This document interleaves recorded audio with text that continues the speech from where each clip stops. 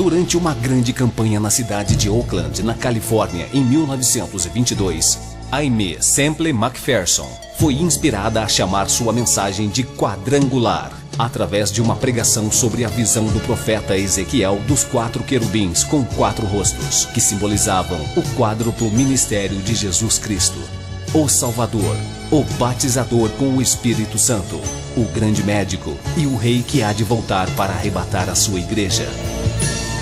Sua mensagem nunca mudou, mas recebeu nova ênfase quando ela começou a proclamá-la com o nome dado por Deus. Evangelho Quadrangular.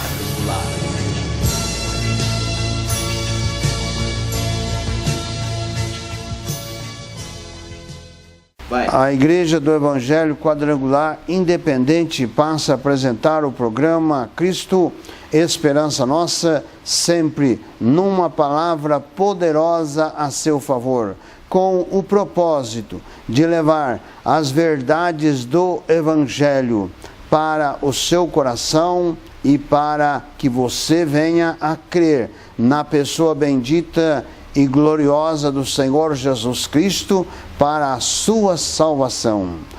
Ninguém pode garantir nem sequer um segundo da sua vida, mas o Senhor Jesus garante a vida eterna para todo aquele que nele crê. Este é o compromisso da Igreja do Evangelho Quadrangular Independente para todo o Brasil. Esta mensagem de que Cristo em breve vai arrebatar a sua igreja. Creia em Deus, creia no Senhor Jesus Cristo, creia na palavra de Deus, creia no poder do Evangelho e esta bênção estará alcançando a sua vida, o seu coração, a sua casa e a sua família e dando e proporcionando a grande esperança da vida eterna que tão somente na pessoa bendita e gloriosa do Senhor Jesus Cristo podemos alcançar. Na carta aos Romanos, capítulo 11, versos 2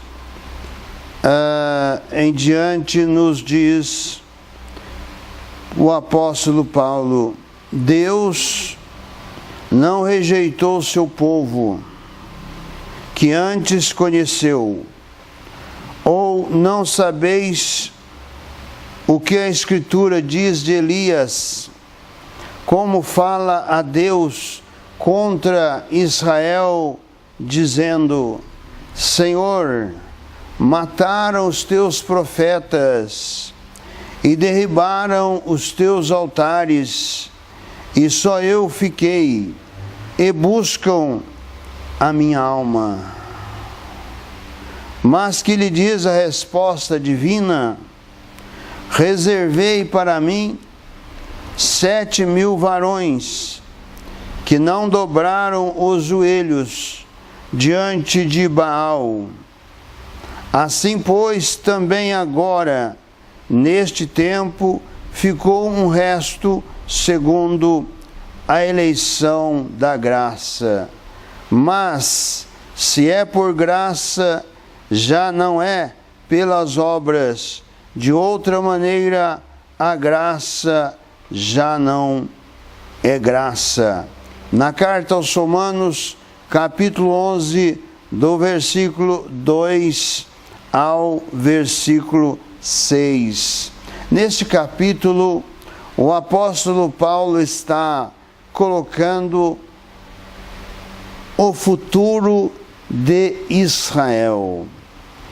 O apóstolo faz uma colocação aqui do profeta Elias, como está registrado em 2 Reis, capítulo 19 de 2 Reis, no versículo 14, aliás, 1 Reis, capítulo 19, versos 14, que diz: E ele disse: Eu tenho sido em extremo zeloso pelo Senhor, Deus dos exércitos, porque os filhos de Israel deixaram o teu concerto, derribaram os teus altares e mataram os teus profetas à espada, e eu fiquei só, e buscam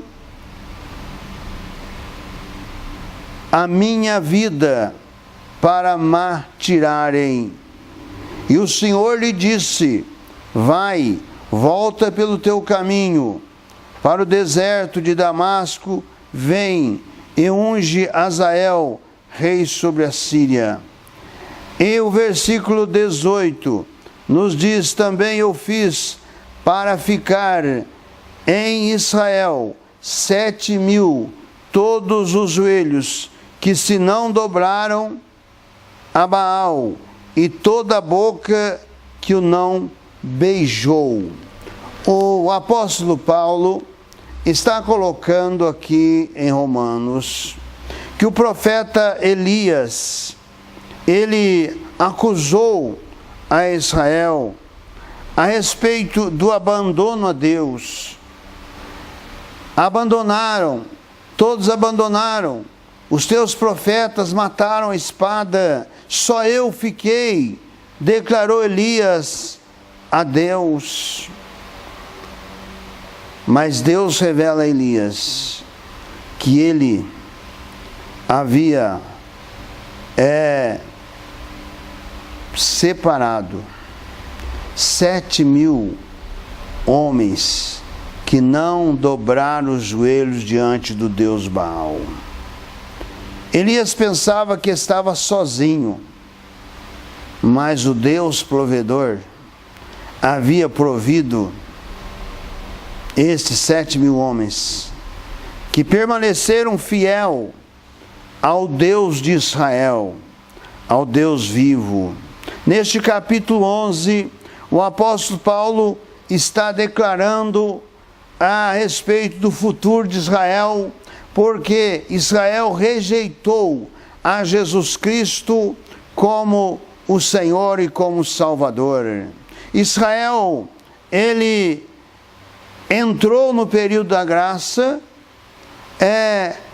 não abraçando esta graça de Deus que veio na pessoa do Senhor Jesus Cristo. E Paulo coloca aqui, neste capítulo 11, que nós, os gentios, fomos enxertados na oliveira que é Cristo, porque os ramos naturais, que são os israelitas, eles foram retirados por causa da desobediência. Por não receberem a graça de Deus, eles foram retirados da oliveira, e nós, gentios, fomos enxertados como um zambujeiro, um tipo de bambu que foi enxertado na oliveira. E Paulo exorta aqui a igreja gentílica que abraçou a fé em Cristo, a graça, que não deveriam se orgulhar disto, porque se Deus não poupou os ramos naturais, também não irá poupar estes que foram enxertados. Por isto, é importante saber que a nossa fé em Cristo não constitui de uma fé meramente religiosa, não constitui apenas de declarar que é um cristão, levar uma faixa de cristão ou uma nomenclatura de cristão, porque o cristão verdadeiro são aqueles que se tornam discípulos de Cristo, ou seja, testemunhas do Senhor Jesus Cristo. Ninguém vai herdar salvação só porque abraça um grupo religioso que professa ser cristão. Nós temos falado aqui em nosso programa a respeito da informação que temos ainda de 2010, do levantamento do IBGE no Brasil, em que constatou que 98,6% dos brasileiros se declararam cristãos.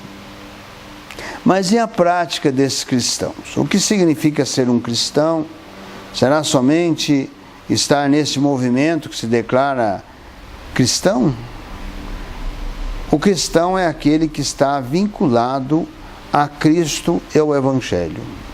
Cristão é aquele que testemunha do Senhor Jesus Cristo com a sua própria vida. O apóstolo Paulo traz aqui esta reclamação do profeta Elias com Deus, com o Senhor. Elias foi o maior profeta de Deus no Velho Testamento. Um profeta ousado, um profeta que foi arrebatado em um carro de fogo. Elias não passou pela morte. Elias foi arrebatado num carro de fogo com um propósito de Deus. A palavra de Deus nos diz, em Hebreus 9, 27, que ao homem está ordenado morrer uma vez só, vindo depois disso o juízo. E é por isso que no livro de Apocalipse nos apresenta Elias, o profeta, que vai voltar e ser executado em praça pública no período da grande tribulação. A palavra de Deus é fiel. Aqueles que contestam a Deus e a sua palavra, estes ficam envergonhados.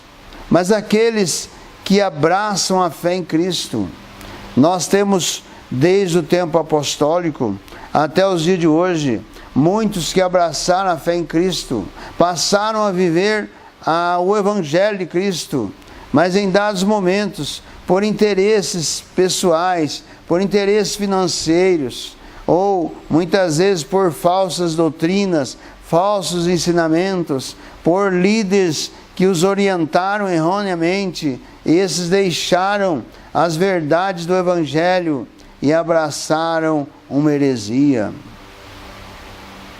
É o direito, é o livre-arbítrio que Deus nos concede, mas é pela fé, no nome glorioso do Senhor Jesus, é que nós caminhamos com este Deus, com o Senhor Jesus Cristo, para a vitória da salvação.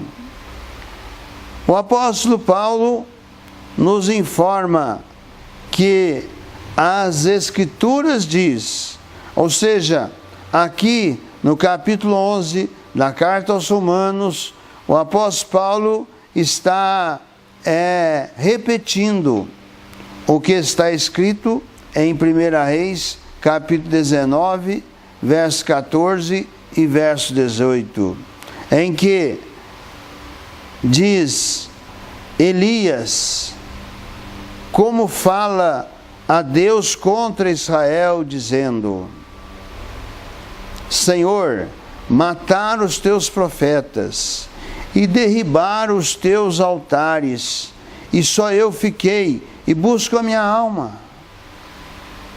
Fiquei sozinho, me buscam.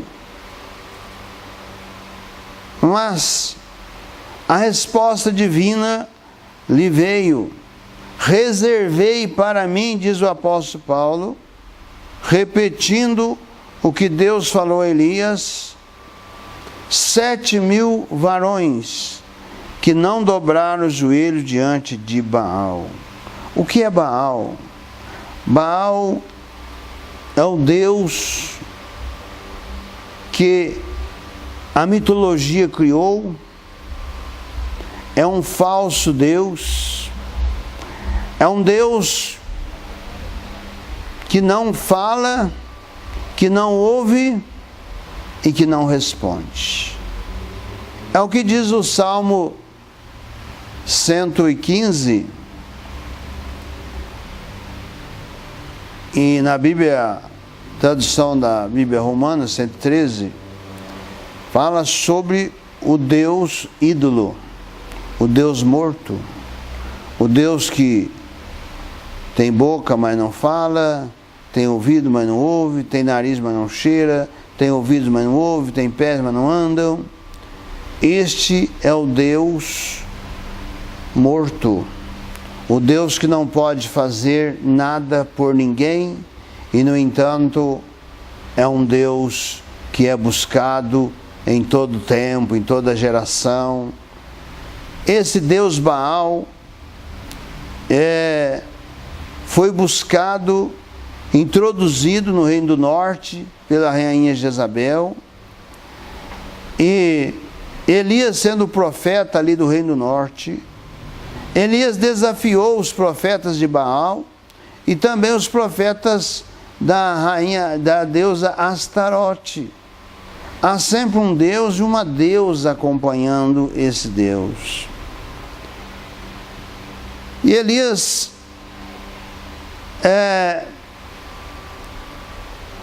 zombou desses profetas, porque eles clamaram a Baal, clamaram a Deus Astarote, e não houve nenhuma resposta.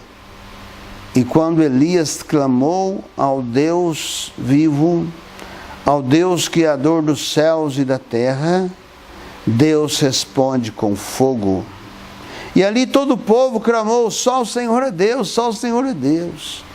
Mas passado aquele momento, Elias se sentiu sozinho. Elias se sentiu porque a rainha Jezabel, que introduziu essa adoração no Reino do Norte, ela passou a perseguir e ameaçar o profeta Elias, que fugiu para não ser morto.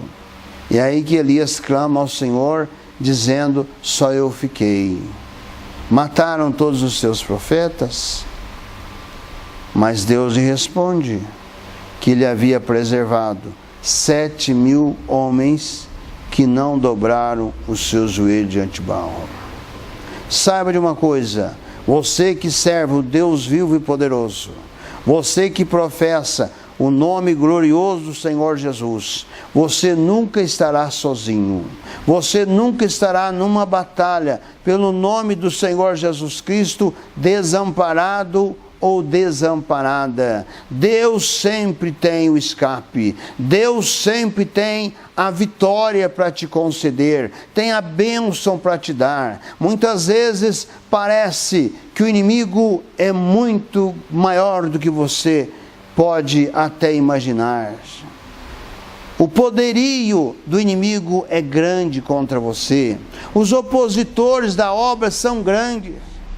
Mas saiba de uma coisa: o Senhor da obra não é você. O Senhor da obra é o Senhor Jesus Cristo. Você é um servo e uma serva. Quando você se coloca nesta posição, nesta colocação, saiba de uma coisa: Deus não vai te abandonar. Deus vai te honrar. Deus vai te abençoar. Deus vai mostrar aos opositores da sua obra, aqueles que se opõem contra você, que Ele é Deus vivo e poderoso. É Deus que honra os seus servos, os profetas. Até mesmo Elias, o maior profeta do Velho Testamento, ele entendeu que ele estava sozinho e clamou a Deus. É isso que nós temos a fazer quando estamos em dificuldades, quando estamos numa situação adversa, quando os opositores da obra de Deus se levantam contra nós. Nós precisamos recorrer ao nosso Deus, ao Deus vivo, ao Deus Criador dos céus e da terra, ao Deus que tudo pode e te realiza, ao Cristo que está sentado à direita de Deus Pai Todo-Poderoso e intercede a favor de todos aqueles que o buscam. Se Cristo intercede a favor de todos aqueles que o buscam, imagine como que Ele não intercede por você, que é um discípulo dEle, por você que testemunha do seu nome, por você que honra a sua palavra, o seu evangelho, por você que batalha para ganhar uma alma para o reino de Cristo, muitas vezes sendo criticado ou criticada, muitas vezes zombado ou zombada. Mas não se preocupe, aqueles que zombam de você, na hora difícil das suas vidas, na hora da sua adversidade, eles vão se lembrar de você. Eles vão se lembrar que você serve a um Deus vivo e poderoso. Eles irão se lembrar que você, clamando ao seu Deus, tem resposta, até para aqueles que zombaram de você, até para aqueles que te perseguiram, até para aqueles que tentaram denegrir a tua imagem. Deus honra os seus servos, Jesus honra os seus servos. Saiba disso, creia nisto e viva a sua vida com Deus, com Cristo e com esta esperança de que Jesus vai arrebatar a sua igreja e tem um galardão para todo aquele que nele espera, para todo aquele que nele crê. Feche os seus olhos, forme comigo a cadeia da prece poderosa. Quero orar com você, quero orar por você. Talvez você já conheceu esta verdade, conheceu este Evangelho, conheceu este Cristo, mas por um motivo ou por outro, você se afastou, você se desviou. É tempo ainda urgente de você voltar para Cristo, voltar para este Evangelho. Não fique no mundo. O diabo é o príncipe deste mundo, é o controlador deste mundo. Sem Cristo, você será destruído, você será destruída, mas em Cristo você será uma vida vitoriosa. Venha participar conosco, venha estar conosco nesta batalha, venha reconciliar com o Senhor Jesus, venha ser um vaso, um instrumento de bênção nas mãos do Senhor Jesus. Você que talvez esteja sendo enganado ou enganada com falsas heresias, com ensinamentos errados, fora dos princípios do Evangelho, venha para o Evangelho, venha para as verdades do Evangelho, venha para o Senhor Jesus Cristo, não um Cristo fictício, não um Cristo que as religiões criam, mas o Cristo do Evangelho, o Cristo vivo e poderoso, o Cristo que está sentado à direita de Deus Pai Todo-Poderoso, intercede a favor de todos aqueles que o buscam. Feche os seus olhos, forme comigo a cadeia da prece poderosa. Senhor Jesus, de todo poder, de toda graça, no teu santo nome, ó Cristo amado, juntamente com esta vida que me assiste nesta hora, crendo, Senhor, nessa tua palavra, crendo, Senhor Jesus, na tua graça bendita e poderosa, crendo, Senhor, na plenitude do seu poder, crendo, Senhor Jesus, que enquanto a vida a esperança para se reconciliar contigo, para te servir, para ser um instrumento de bênção nas tuas mãos. Toca nesta hora por sobre esta mente, toca por sobre este coração, toca por sobre esta vida, em nome do Senhor Jesus. Eu repreendo todo espírito opositor, todo espírito de dúvida que paira nesta mente, eu ordeno que seja desfeito agora, em nome do Senhor Jesus, para que esta vida, Senhor, chegue a Ti, ó Senhor, crendo